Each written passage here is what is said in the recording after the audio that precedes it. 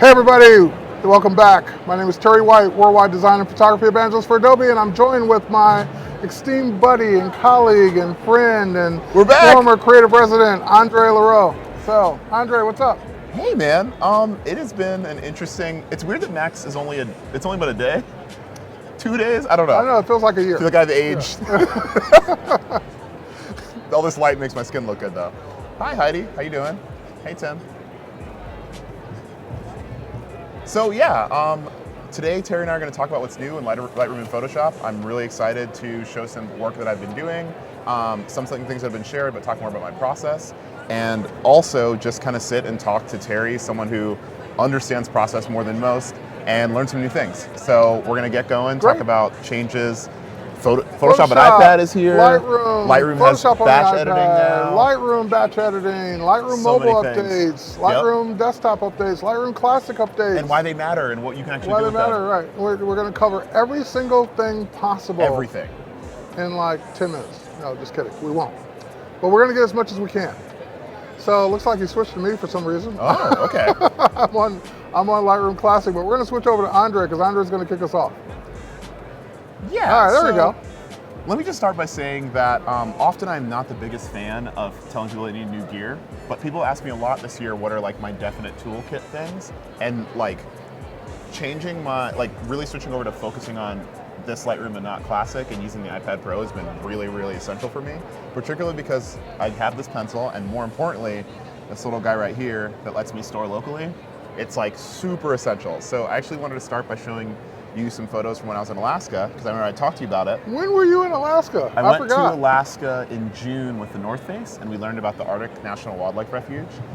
It was an awesome experience. I got to meet all these sweet Native American people named the Gwich'in. We learned about how they forage for food, how when we were there, the sun didn't set, but in the winter, the sun's up for like 45 minutes. I know, right? And I was like, why would you choose this life for yourself? But it was actually really great because what ended up happening was I didn't have any self-service, but as I was importing directly to the iPad, I was being able to make little local edits throughout, and then by the time we got to the refuge and I couldn't charge anything again, I know, and that's a big that's a big thing that people still sometimes don't get, is that even if you're in the middle of Alaska with no cell connection, no Wi-Fi, no anything, you can still work with the tools offline. So if you're using Lightroom on your iPad or on your mobile devices or phone, you can still bring in all your images, you can still edit, you can still work, you can do everything you would normally do.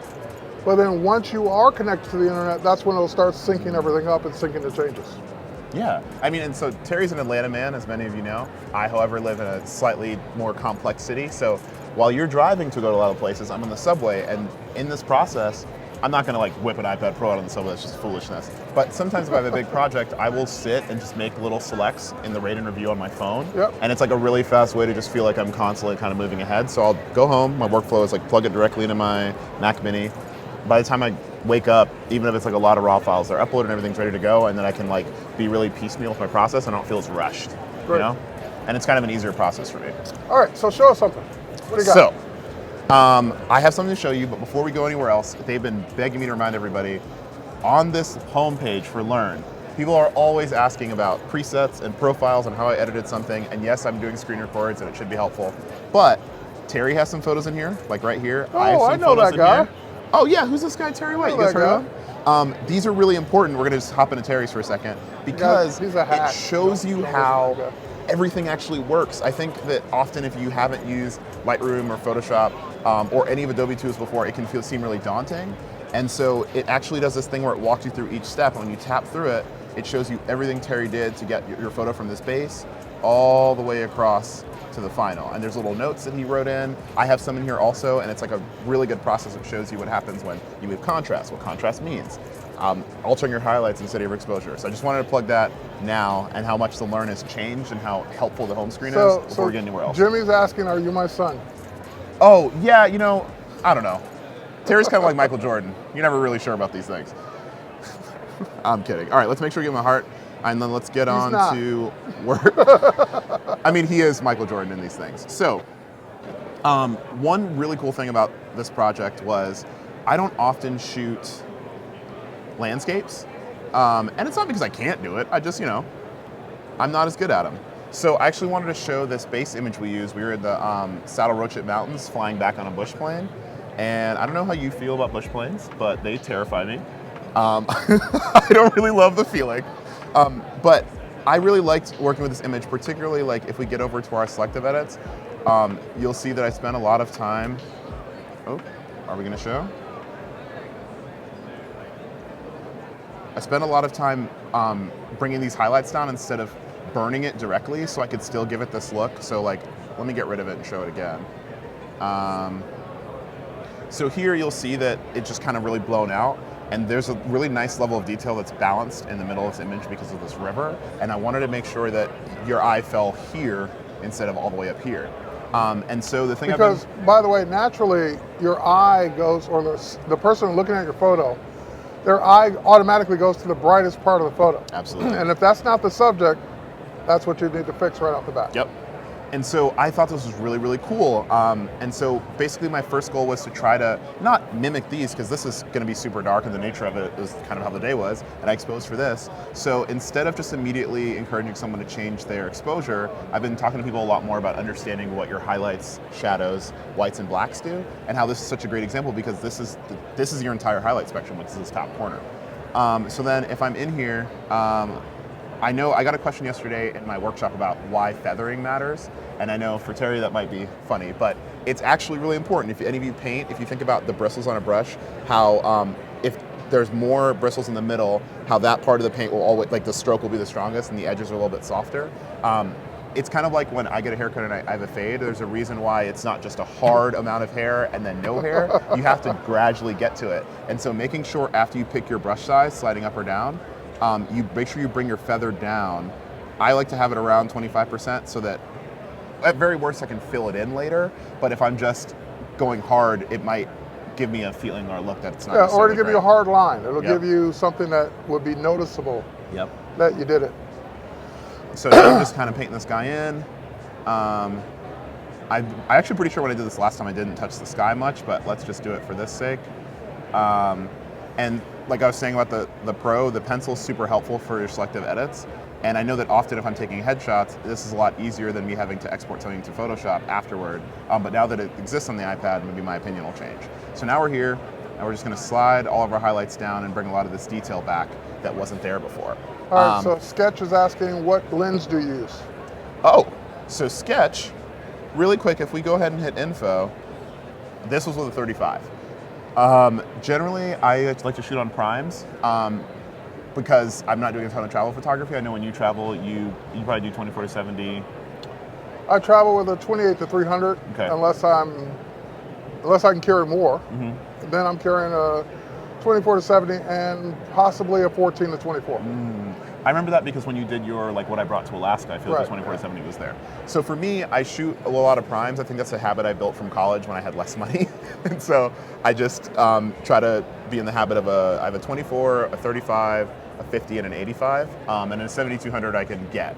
And so that's kind of what I go in between, but the 24-70 is super useful, and I use it a lot when I'm doing jobs where people pay for me to rent their equipment. Cool, all right. So the thing I just showed you is the info screen. I apologize if any of this is super basic, but this is really, really important. Understanding what your shutter speed, your aperture is, and looking at it after the fact. And you can also top out here in your filtering, make sure you double check what camera you use, whether it's edited or not, and it's a good way to stay on top of all your work, especially with the cloud. It can be really easy for people to not know what happened to all their images. I always import with a simple system of month, day, year _ client, and then after I finished, I'll put them in this thing called finals, and you guys will see this little blue check. That means that I shared it with the client, and so they can see it, they can make likes, and they can make comments, and it's easier for me to make edits based on those versus exporting, sending, and then getting numbers back, and they put the numbers wrong, and like all things like that. I gotta ask. I've never, and this is the difference between our workflows. Ooh. I've never found it, for me, beneficial to do anything by date.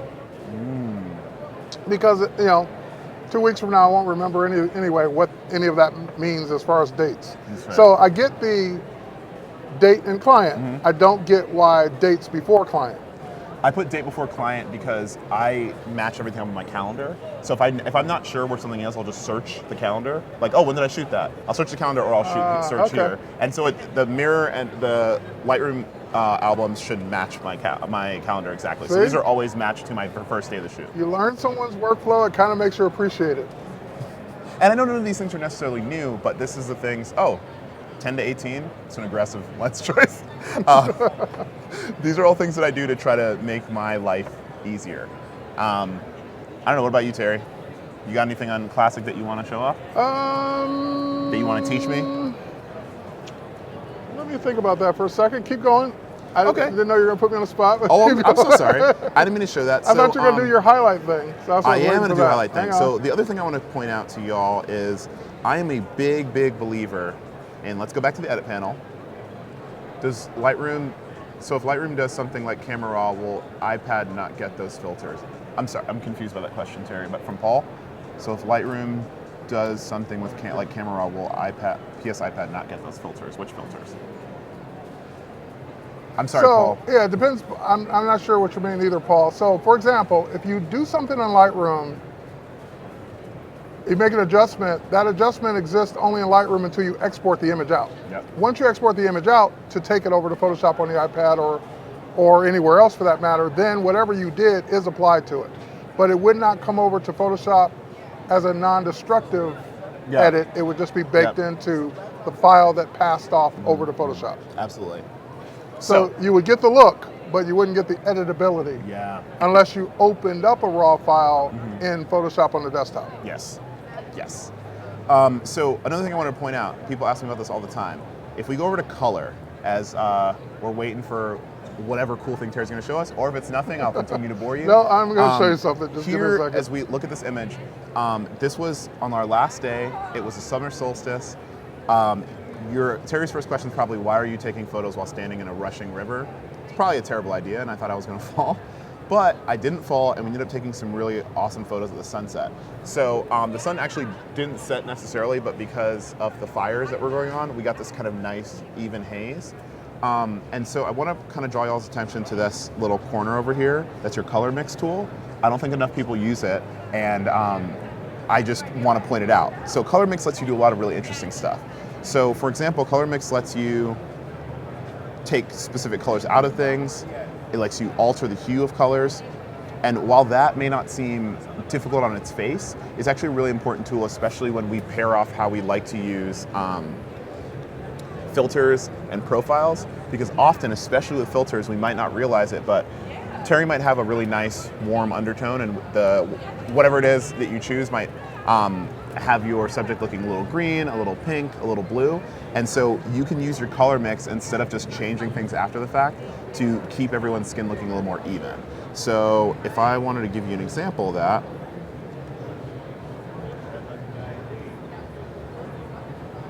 I'm trying to get out, okay. Let's go ahead and look at this image I have for y'all. Sorry, 1 second. So for example, I don't know how many of you guys watch. Oh, Tim asked if there's a color I don't like in my photos. No, I don't think there's a color I don't like. I think that color helps up mood. So whatever I can to help establish and maintain mood is what I'm going to work with. So for example, there are these comedians in New York, they're named the Bodega Boys. I think they're hilarious. My good friend Hassan mixes for their podcast, and so sometimes I'll pop by and take photos. And so this is probably the best example of color mix I can think of, because it is unbelievably colorful in here, because this is essentially a basement with neon lights. And so if we go over to this color mix, you might notice that maybe I think that this pink is too overwhelming on his skin. And some of the things that impact this are the fact the ISO has to be high because it's so dark. And maybe your shutter speed is a little high, so you're just getting in a lot of other things. They do have a TV show, Jimmy. It's great. You should watch it on Showtime. But maybe I want to go ahead and bring this pink down a little. And you'll see, like, obviously if you go too far, you're going to lose detail in the face, just because those pictures will be overwhelmed. But you can possibly change the luminance, which is how bright the color is, versus the saturation, which is how deep the color is. And those are kind of different things that you can work with to give you some wiggle room when you're in a situation like this. Like if you go out, like maybe Terry and I decided to go get a drink and it was a beautiful bar, but it was at night, we might end up having neon lights on us, and maybe Terry has a white shirt on, and I want to kind of pull some of that color out.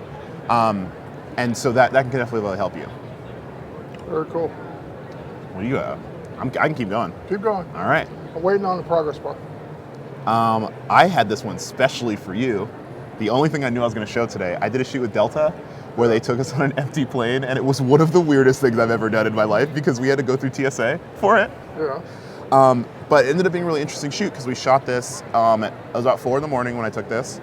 And so the windows aren't open because we wanted to look at like it's any time. But if you notice, as I brighten these things up, this blue right here is super overwhelming, this bar that I'm sure you're used to seeing. And so let's say that I think that it's very distracting. We'll go right back to our color mix, and I can show you that instead of just immediately taking this color out, which I don't think helps anyone, we can instead start to change the luminance to brighten it. We can even change the hue so it's a maybe more aggressive color or a little softer, a little bluer or a little bit more yellow. And these are things that you can do maybe in curves that you did previously, but this specificity is something that I would just recommend people try. Cool. Handing it over to the boss man. All right. Little baton. So we'll switch over to my computer. Okay. Great. So one of the new things, because you asked me in Classic, kind of threw me because I was like, what's new in Classic? But there are some new things. One of which, for those of you who ever shoot panoramas and merge them, that is still a thing that's primarily on the desktop, whether it's whether it's Lightroom Classic, Lightroom Cloud version, Lightroom, or whether it's Photoshop. So I've got several images selected, and I want to merge them into a panorama, which isn't new. But what is new is that if I right-click and do that photo merge to panorama, there's a new checkbox, and that checkbox is fill edges. Now in the past, you could warp your image in Lightroom to fill in that white space, but now they finally started bringing over, I say finally because it's not easy. Nope. But they finally started bringing over some of the content-aware technology over to Lightroom for the first time. So if I just click fill edges, it does that. So it's actually using content-aware fill for the first time in Lightroom to fill in the edges of a panorama. And of course, if I go ahead and produce that panorama, it will go ahead and merge it and put it right next to the original images, sometimes in between them, but it'll do it. So Elizabeth, we love your energy. Yeah. I love Terry's panos too. Love shooting panos. Panos are great. I mean, you think about it now, why are panos a big deal? Because you do it on your phone. Well, the reason it's a big deal is because you can do it with a DSLR or a mirrorless camera at a lot higher resolution, have a lot more quality, have a lot more detail than you're ever going to get on your phone. So here's the resulting image. Now at that point, like previous panoramas and HDRs, it created a new RAW file. So I now have a brand new RAW file. I can continue editing, do some warp adjustments or some perspective adjustments here, or lens corrections, I should say. Let's go in, let's do a couple things. Let's check the lens correction on that. Yep, that fixed it a little bit. And let's go for to argument's sake, transform. Terry, how does the lens correction work? All right, so Let's say I didn't know. Let's say that I shot the same photo with a 70 millimeter and with an 18. All right. So lens correction is one of those things that it's not as important as it used to be, because if you're on a newer mirrorless camera, most of the mirrorless bodies are now doing that in the body. So it's not something you have to do as much as you used to in post-production. But if you're not shooting with a new mirrorless camera, you're shooting with a DSLR, an iPhone, a mobile camera, whatever it is, then what this does is every lens and every body coupled together will create some type of lens distortion. Some more noticeable than others. So especially if you're shooting with a wide angle lens, you'll notice that the edges are really stretched sometimes, really blurred sometimes. And even if they're tack sharp, there will still be some distortion. So what this does is it says, okay, I've got a database of cameras, I've got a database of lenses, I know what each combination would produce, and I'm going to correct for that combination. So if it's a known body and a known lens, Lightroom's got the database built in. It knows I shot that with a Nikon camera. It knows I shot that with a certain lens. And it says, okay, I've got a profile for that. I'm going to go ahead and correct for it. That's what it does. And that's super important. Have we tried the 11 Pro? Well, actually, yes. For the first time in my life, I did my best Terry impression and made a review video. The phone's actually right here. I did. I legitimately, this is not a joke. He thinks I'm joking. I learn a lot from you, and I pay attention to how you talk about things, and I did make a video for it. If you hop over to my Instagram, you can see it, and I actually tried, so. I'm so proud. But it's really interesting, just really quick, if you're curious about the camera stuff, in Lightroom, do we have a lightning? Yeah, we do. I'm gonna see if I can show you really fast. All right, while he's disconnecting, let me finish this. Yes. All right, so even though I did that lens correction, which kind of fixed some of the bowing in the lens and reduced some of the vignetting around the edges, the image is still, the perspective of the castle is a little bit off. The image is still a little bit crooked. So the next thing I do is go over to upright under transform and either hit, I always hit auto first to see what I get. And if I like it, great, I'm done. If not, then I can do more.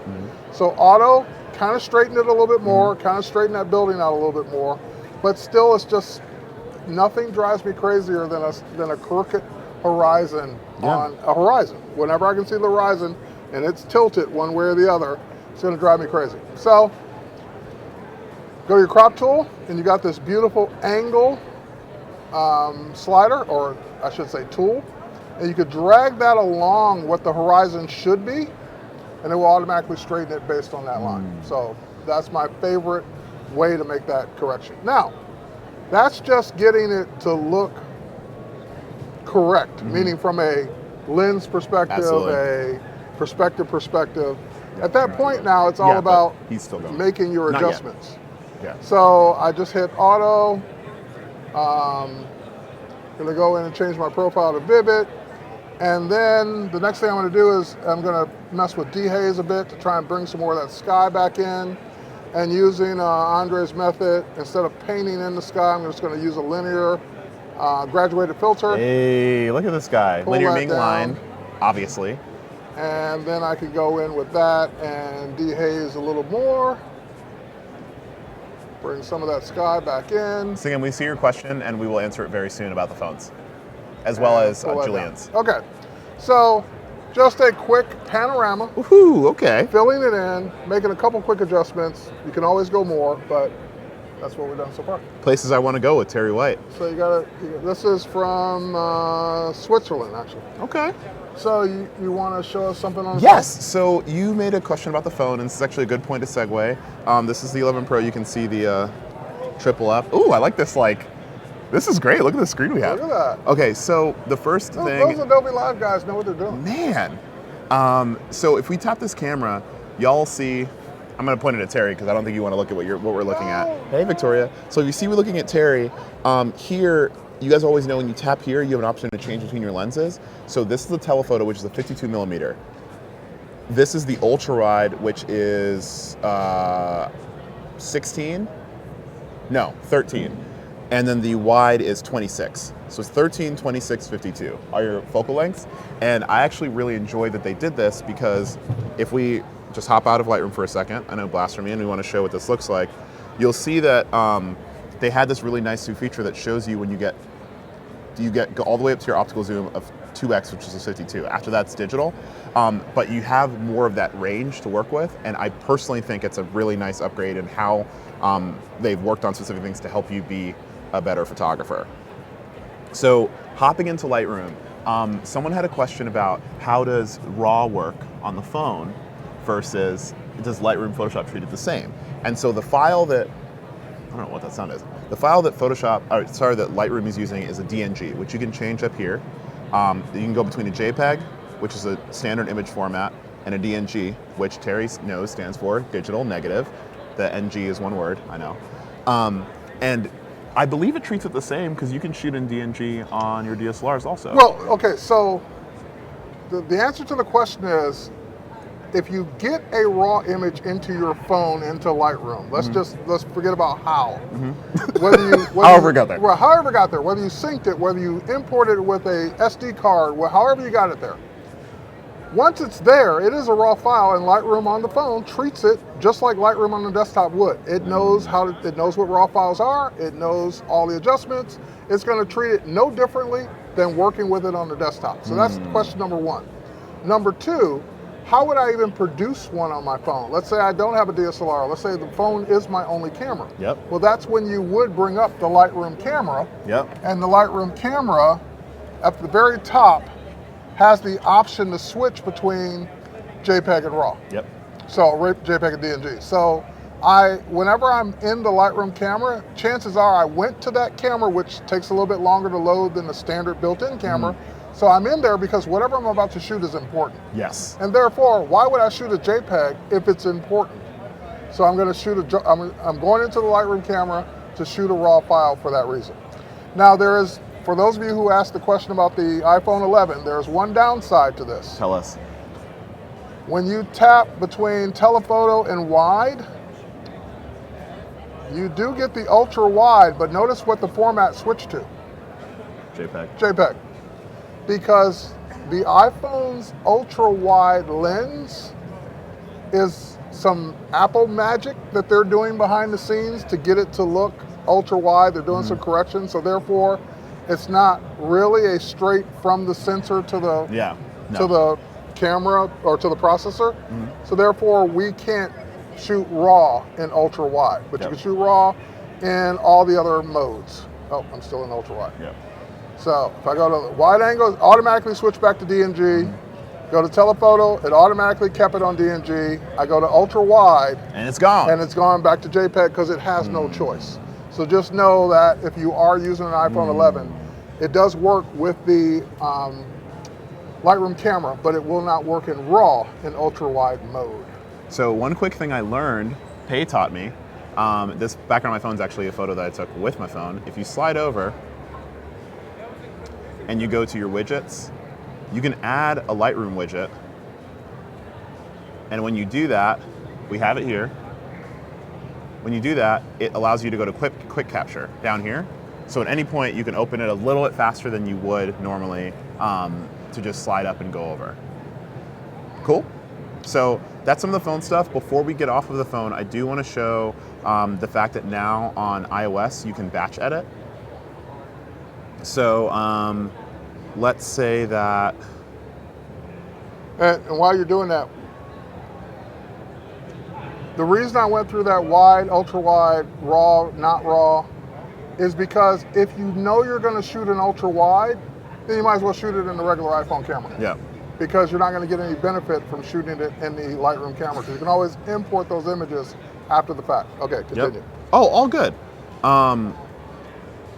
So really quick, let's just put up, here's a picture of my friend Kate, loading it up. You guys will see this little cloud lets me know that it's here. This is the photo. You press and hold, you get the before and the after. But let's say I love this edit. So I want to go to, oh, sorry. That's not the image I want. Made a quick mistake.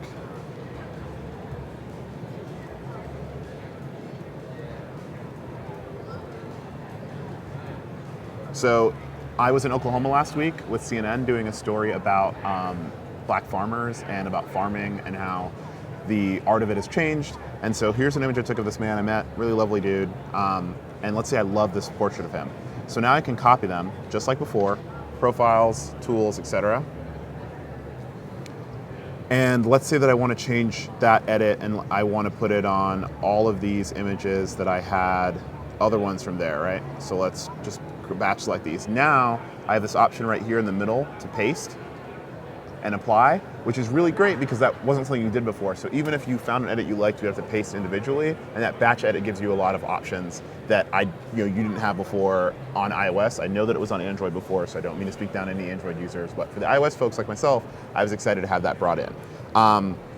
And I know Terry's about to show you something else, but something I wanted to talk about that I was really excited about is now on Classic. Oh, sorry, Kona, you asked a question about does it save to photos automatically? No, you have to export to photos afterward. And I actually like that process. Oh, I haven't saved. I don't have all the things I take in Lightroom saved to photos directly.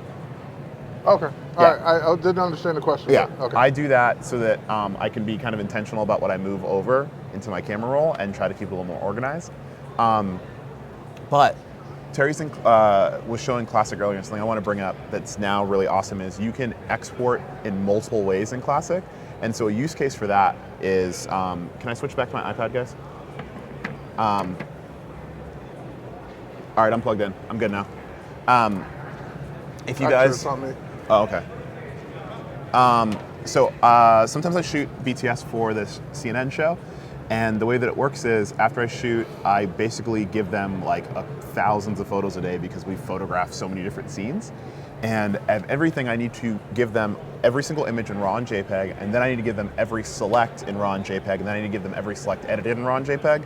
And what I used to have to do was previously I would export in groups, and it would take a lot longer, or I would on my older computer, I'd overrun the processor, and now this feature is really good because in one fell swoop, I can export everything multiply and know that I didn't make some sort of weird mistake in the middle.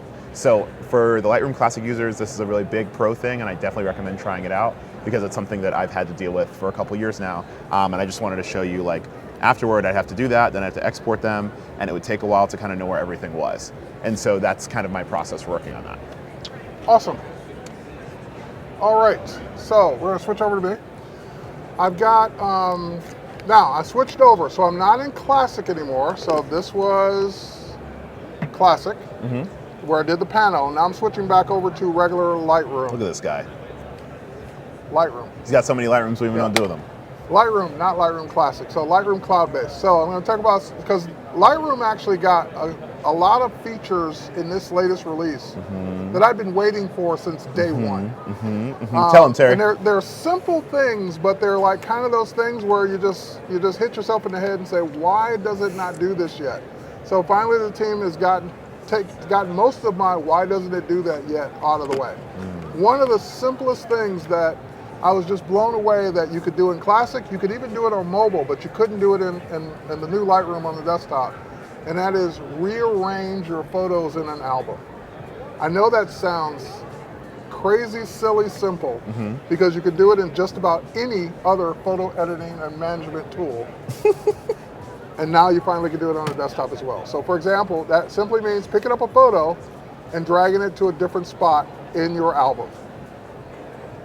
It's here, finally. Okay, so that's one that I've been waiting for a long time. Now, here's another one. Let's say I do an edit on this photo, any edit. So I'm just gonna make one simple adjustment. Let's say we adjust the exposure and make it much darker. Okay, so now I go back and I copy that edit. I go to edit and copy. So I copy it. The other thing that's new is before in Lightroom, the regular Lightroom, not Classic. In Classic, you could select 100 other photos, 1 million other photos, and hit paste, and it would paste it to all of them. In regular Lightroom or new Lightroom, you had to do it one by one. You'd have to paste, move to the next photo, paste, move to the next photo, paste, move to the next photo. So now you can select multiple photos and just paste once, and it will paste your edit to all of the photos. Again, simple stuff that honestly I feel should have been there since day one, but is finally there now. And by the way, that is also the case on mobile. You can now paste to multiple selected photos on Lightroom on mobile as well.